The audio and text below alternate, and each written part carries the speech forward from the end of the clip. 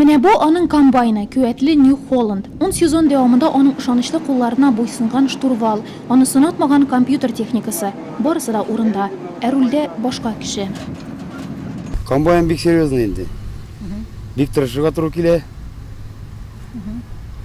Аның ничек әйтим, аның моны эшләгән үрәтләрен күреп, аныңча эшләргә тырышырга туры килә. Ярдәмчесе Адель да бүген башка комбайнчы янәшәсендә. 2 сезон ул аңардан һөнәр нечкәлекләренә төшенде. Остазы кебек эшләргә, яшәргә өйрәнде.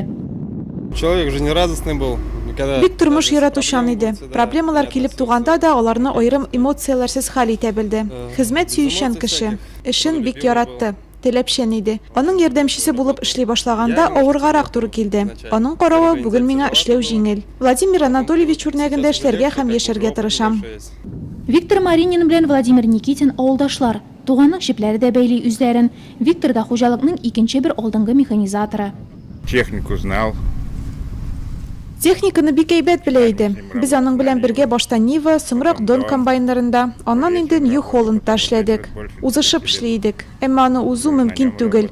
Аның вафатыннан соң бик кайгырдым. Кайчак шундый моментлар була. Ярдәм кирәк, сораулар бар. Әмма янәшәмдә Володя юк. Районда Владимир Никитин истәлегенә премия булдыру идеясы Сөләйманов крестьян фермер хуҗалыгы җитәкчесе Ирек Хәйдәрҗановныкы. Владимир Анатольевич төнге сәгать 1-дә 2-дә урактан кайтса, уже сәгать 4-кә, сәгать 4 тулып узгачтан үзенең машинасына или вахтага чыгып утырып, яңадан иртүк торып кырга шулай. Ул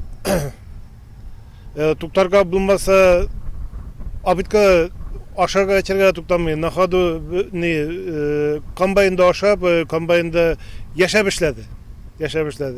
Урны эшмәктә булсын. Гомуми мәгълүмат, Владимир Никитинга хуҗалыктагы иң катлаулы, зур игътибар таләп итүче эшләрне йөклиләр.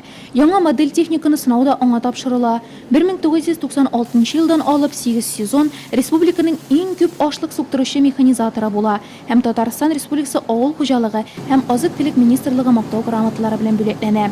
2014 елда аңа Татарстанның атказанган механизаторы исеме бирелә. Былтыр Владимир Никитин 1342 гектар мәйданнан уңыш җыя һәм комбайны бункерыннан 6000 тоннага якын ашлык бушата. Бу тулаем республика буенча беренче күрсәткеч. Шул ук сезонда 253 гектардан шикәр чигендере казыта. Яңа ел алдыннан Владимир Никитинның йөрәге тибедән туктый. Аңа нибары 52 яшь була.